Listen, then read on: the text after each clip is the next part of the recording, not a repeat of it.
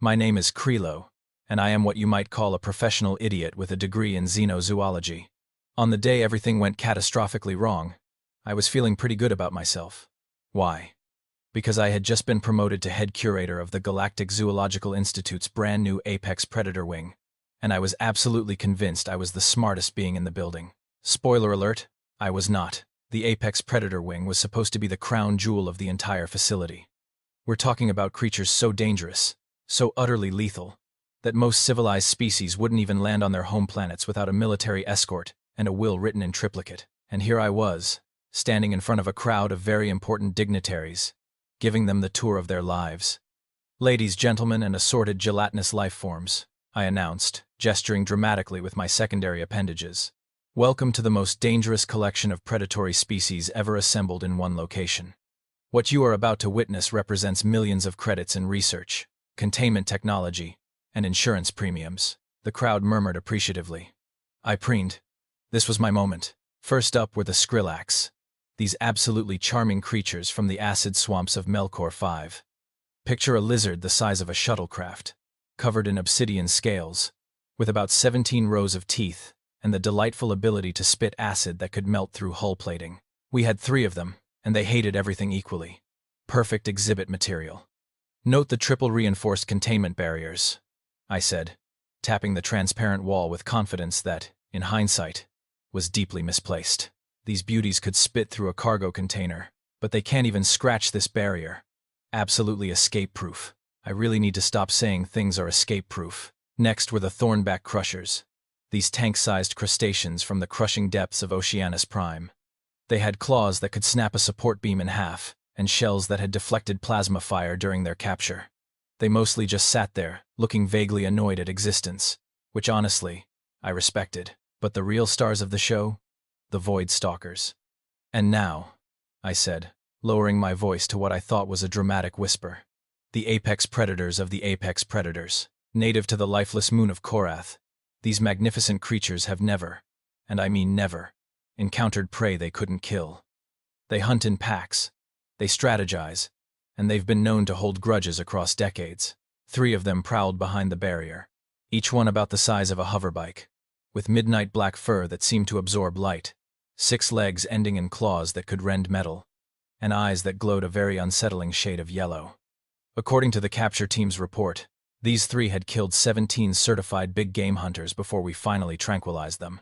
They stared at the crowd with the kind of predatory focus that made even me, standing safely on the other side of military-grade containment, slightly uncomfortable. "The barrier system uses a quantum field stabilizer," I continued, really showing off now, "combined with sonic deterrence and automated defense turrets.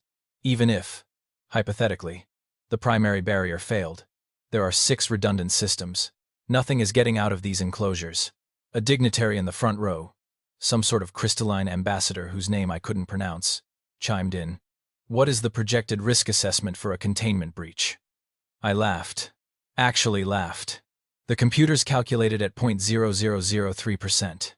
You're more likely to be struck by a meteor in the parking structure." Everyone chuckled politely. I was killing it. "In conclusion," I said, spreading my appendages wide in what I'm sure was a very impressive gesture, "this facility represents the pinnacle of xenobiological study and containment. We have brought together the most dangerous creatures in known space, and we have made them completely, utterly, 100% safe for public viewing." The crowd applauded. I bowed. Director Plunax, my supervisor, nodded approvingly from the back of the group.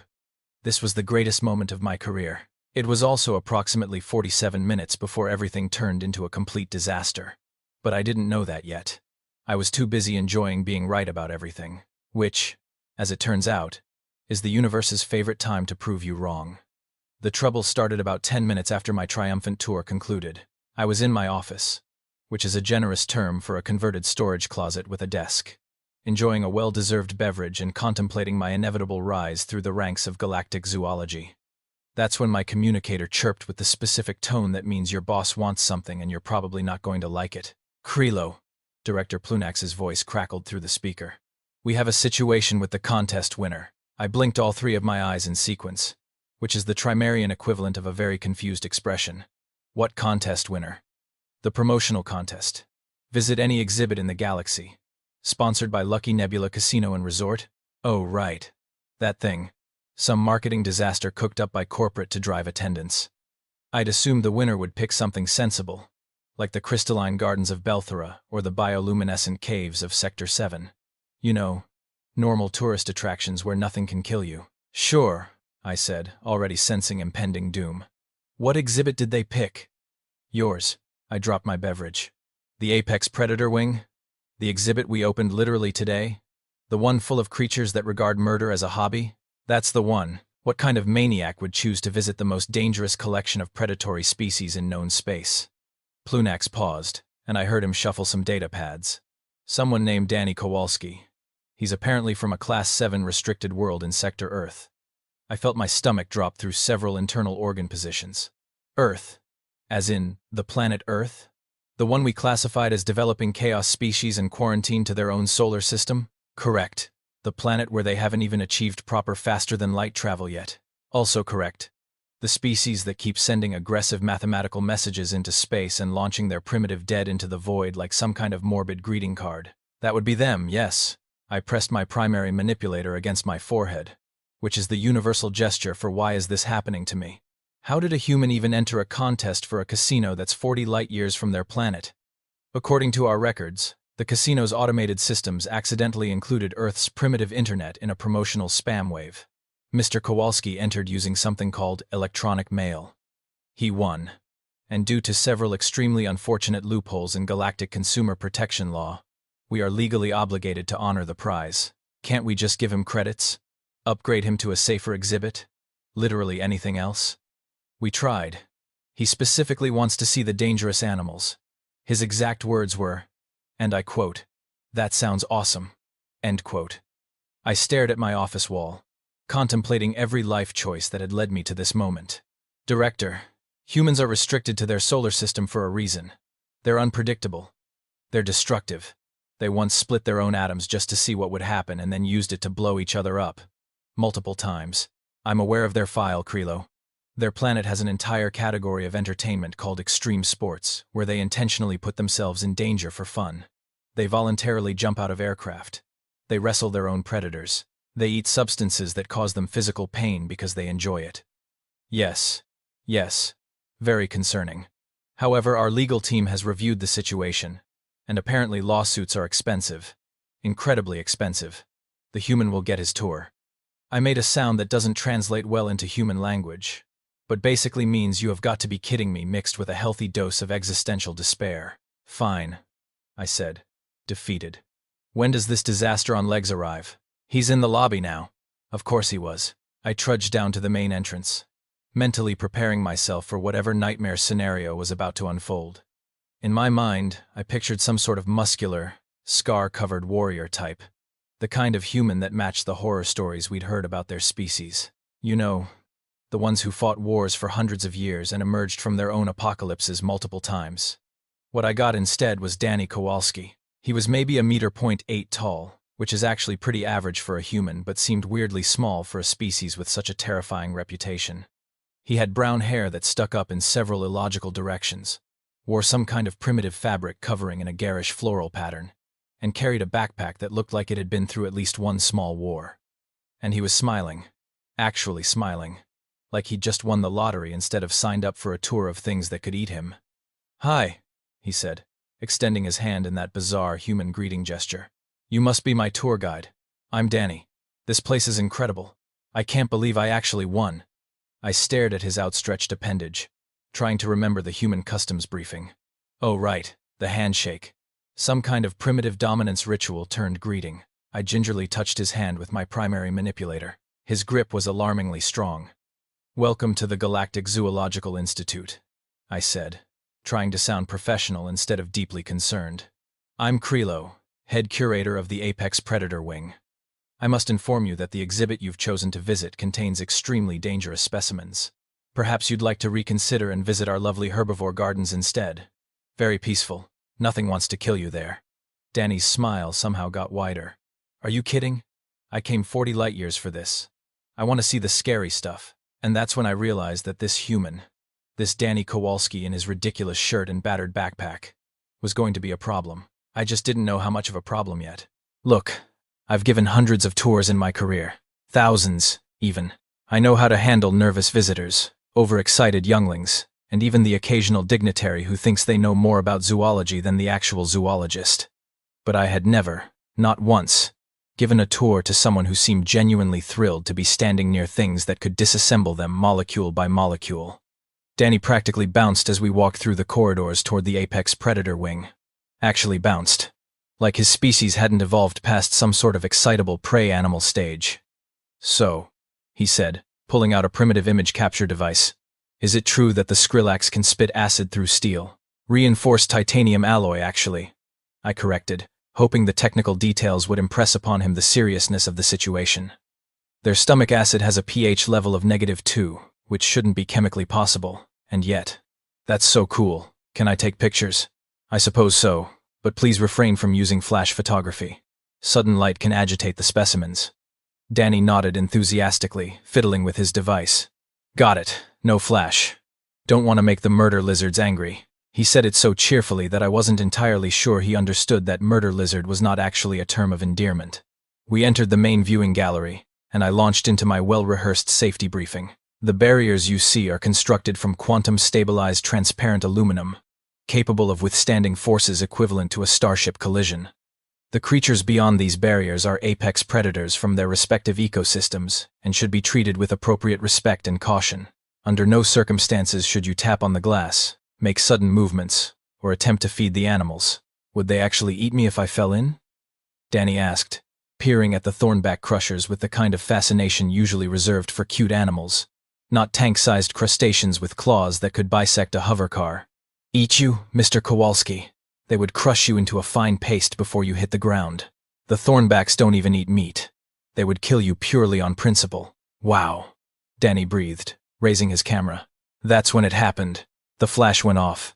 Now, in Danny's defense, he claimed later that he thought he'd disabled the flash. In my defense, I had specifically told him not to use it approximately 90 seconds earlier. Either way, the result was the same. The brilliant white light strobed across the Skrillex enclosure, and all three of those acid-spitting nightmares snapped their heads toward us in perfect synchronization.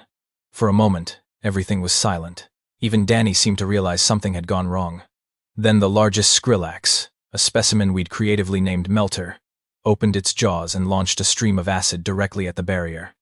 The quantum-stabilized transparent aluminum held, mostly. The acid splashed across the surface and began to sizzle, creating a small but definitely concerning divot in the supposedly impenetrable material. Huh, Danny said. That's not good. Alarms began to shriek. Red emergency lights bathed the gallery in an apocalyptic glow. My communicator exploded with panicked voices from the control room. Krilo, we're reading a structural compromise in Skrillex Enclosure 1. I'm aware, I shouted back, already running toward the emergency lockdown panel. Initiating containment protocols.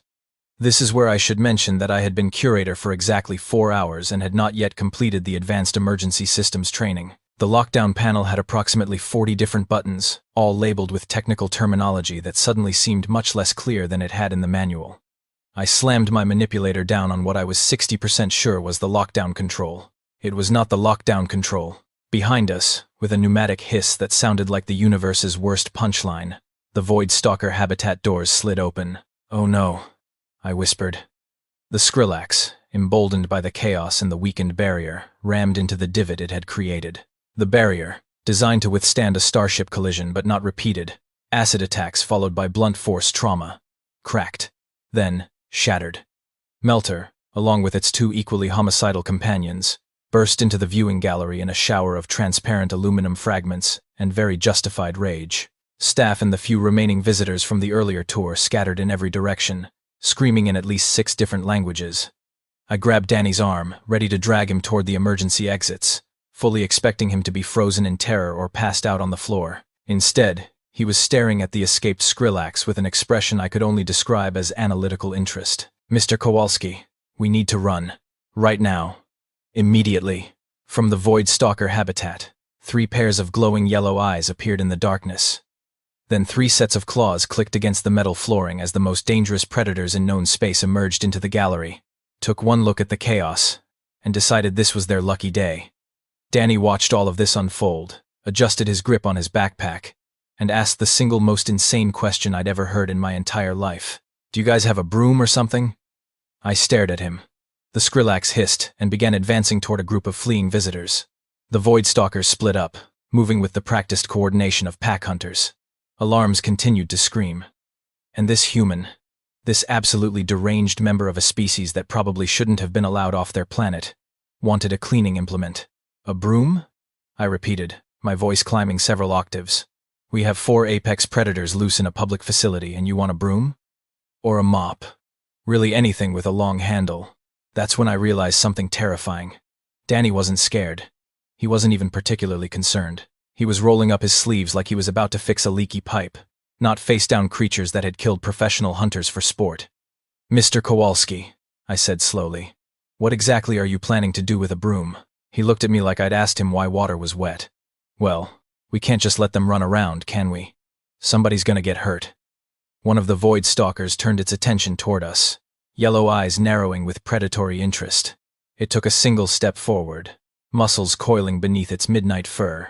Danny sighed, reached into his backpack, and pulled out what appeared to be a cylindrical container covered in earth writing. Guess we're doing this without the broom, he muttered. And that's when I realized that maybe, just maybe, humanity's reputation wasn't entirely undeserved. So here's the thing about watching a human face down galactic apex predators with nothing but a backpack, and what I would later learn was called audacity. It fundamentally breaks your understanding of how prey species are supposed to behave. The Void Stalker that had been advancing toward us paused. Not because it was afraid, you understand, but because it seemed genuinely confused. This was a creature that had hunted across the lifeless wastes of Korath, that had never encountered anything it couldn't kill. And it was looking at Danny Kowalski like he was some sort of mathematical equation that didn't add up. Danny, for his part, was shaking the cylindrical container vigorously. What is that? I hissed, trying to simultaneously hide behind him and pull him toward the exits, which created a very awkward sort of shuffle. Fire extinguisher, Danny said, like that explained anything. Got it from the wall back there. You guys use the same safety equipment as Earth, which is wild when you think about it. That's for fires, not predators. Yeah, well, improvisation is kind of humanity's thing. The Void Stalker crouched, ready to pounce. I prepared to witness the shortest tourist visit in galactic history. Danny pulled the pin on the fire extinguisher and aimed it like some kind of primitive weapon. The Void Stalker leaped. Danny pulled the trigger. A massive cloud of white chemical suppressant exploded directly into the predator's face with a hissing roar that echoed through the gallery. The Void Stalker, midair and completely not expecting to be essentially foam-blasted, made a sound I'd never heard before. It was somewhere between a snarl and a very undignified yelp. It crashed to the ground, sliding several meters on the slick floor, clawing at its eyes and sneezing violently. Bad kitty! Danny shouted, actually advancing toward the creature. No, bad! Did you just... I stammered. Did you just scold a Void Stalker? I mean, it tried to eat me. That's bad behavior. The other 2 Void Stalkers had stopped their hunt to stare at their packmate, who was now rolling around on the floor trying to get foam out of its face. You could practically see them recalculating their entire worldview. Meanwhile, one of the Skrillex had cornered a maintenance worker near the Thornback enclosure. The poor guy was pressed against the wall, probably thinking about his life choices, while Melter opened its jaws for what was definitely going to be a fatal acid attack. Danny spotted this, grabbed a nearby maintenance ladder that had been abandoned in the chaos, and just threw it. Not like a spear, not with any sort of technique. He just chucked an 8-foot metal ladder end over end across the gallery like it was a recreational activity. The ladder hit Melter directly in the side of its head with a resounding clang that I'm pretty sure could be heard in the parking structure. The Skrillex stumbled sideways, more surprised than hurt, and whipped around to see what had dared to strike it. Danny waved. Hey, ugly, over here! Stop antagonizing the murder lizard! I shrieked. It was gonna kill that guy. And now it's going to kill you instead. How is that better? Because, Danny said, reaching into his backpack again, that guy doesn't have a sandwich. I watched in absolute disbelief as Danny pulled out what appeared to be food wrapped in primitive packaging. He unwrapped it, took a deliberate bite, and then held it out toward the Skrillex. You want some, yeah? You want the sandwich? Melter tilted its massive head, acid dripping from its jaws, clearly trying to process this bizarre turn of events. Its survival instinct said this small creature should be fleeing. Its predatory experience said nothing had ever offered it food before. Its current emotional state said it was very angry about the latter. Danny tossed a piece of the sandwich onto the floor between them.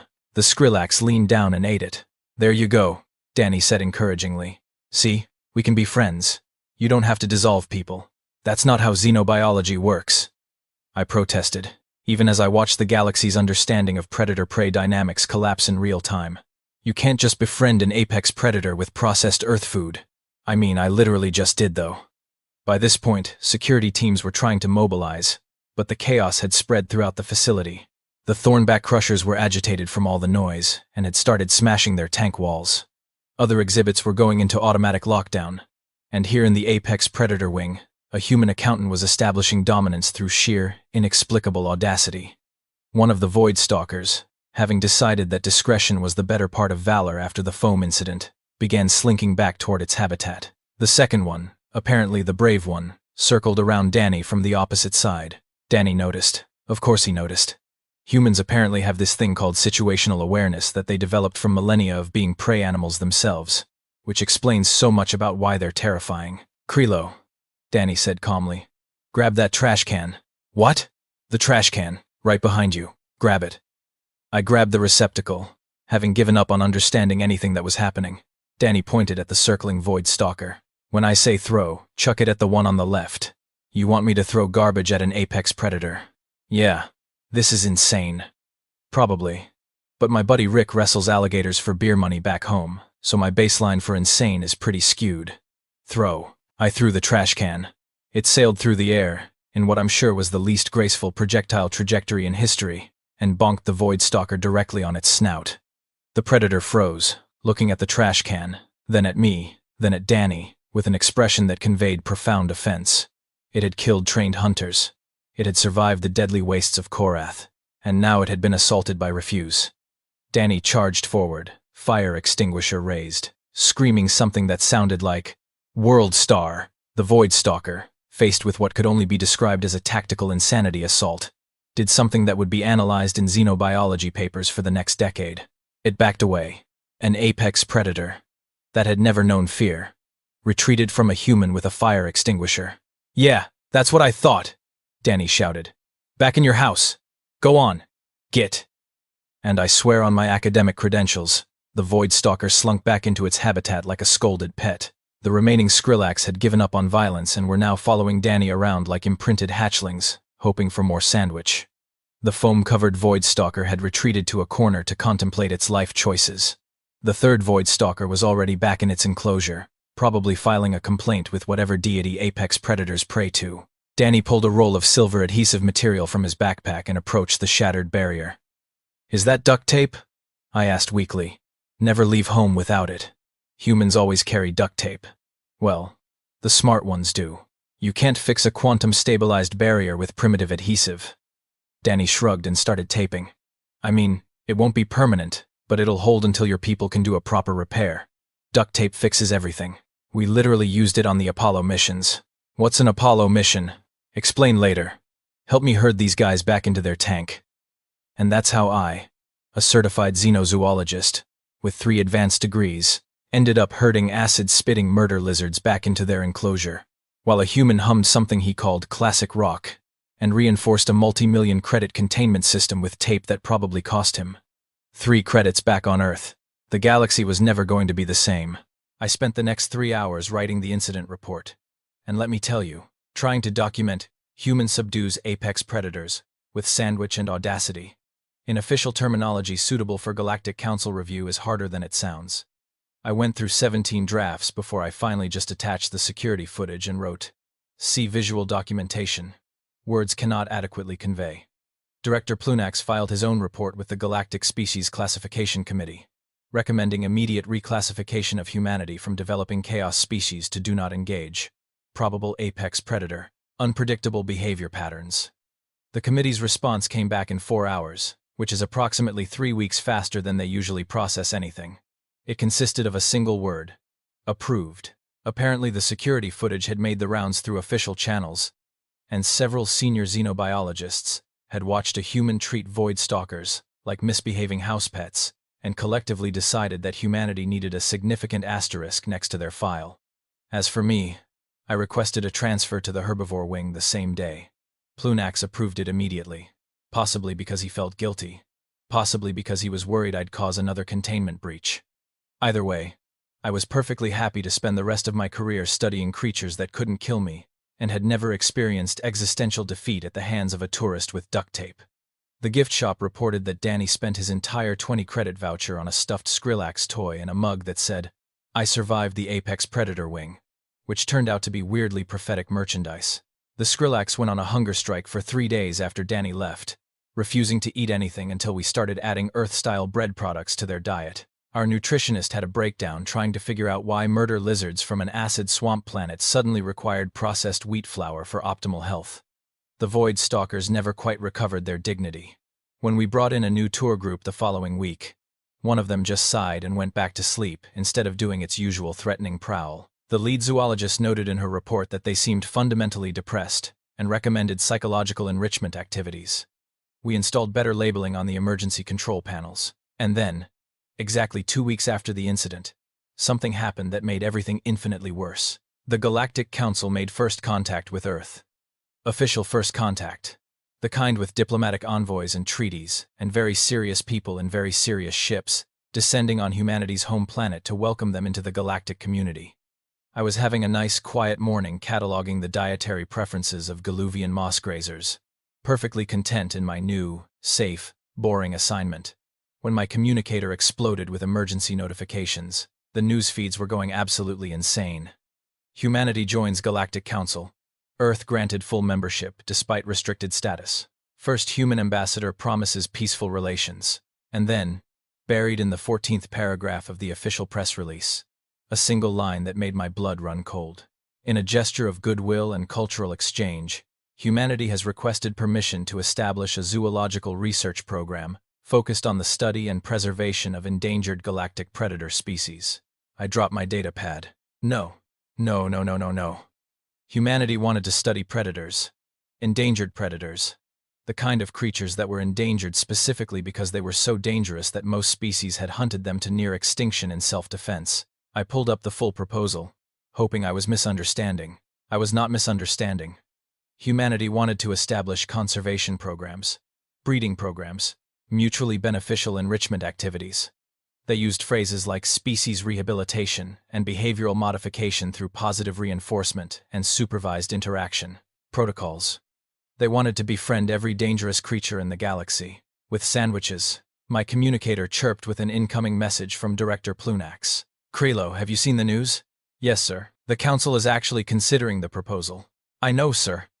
They're calling it progressive, forward-thinking, a new era of interspecies cooperation." "Sir, with all due respect, humanity is going to adopt every apex predator in known space, and we're going to let them because we're too terrified to say no." There was a long pause. "Yes," Plunax said finally. "That is exactly what's going to happen." I looked out the window of my new office in the herbivore wing, watching a family of peaceful grazing creatures munch contentedly on synthetic vegetation, and wondered how long I had before humans decided these needed enrichment too. Somewhere on Earth, Danny Kowalski was probably telling his friends about his vacation, about the time he fought murder lizards and space cats and lived to buy a souvenir mug. They probably thought he was exaggerating. They had no idea their entire species was about to be unleashed on an unprepared galaxy. My communicator chirped again. Another news alert. Breaking. Human zoologist proposes wildlife corridor between Earth and Korath Moon, home of void stalkers. I turned off my communicator. I didn't want to know anymore. Somewhere in the facility, in the newly refurbished Apex Predator wing with its reinforced barriers and very clearly labeled emergency controls, the Skrillex were pressing against their enclosure, staring at the door as if waiting for someone. The void stalkers had stopped eating.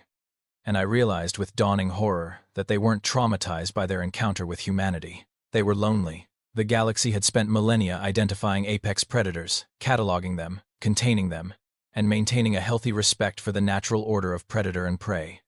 And then humanity showed up with duct tape and sandwiches and audacity, and broke every rule we thought we understood. I filed my own report with the Galactic Species Classification Committee that evening. Subject: Humanity. Additional notes. Content: They're not the apex predators. They're worse. They're the species that apex predators imprint on. Recommend we all just accept our fate now and start making sandwiches. The committee's response came back within the hour. Approved. Motion to begin stockpiling bread products has passed unanimously. And that's how humanity joined the galactic community and immediately began adopting everything that could kill them. I hear Danny got a job offer from the Galactic Wildlife Conservation Fund. He accepted. They gave him an unlimited sandwich budget. We're all doomed.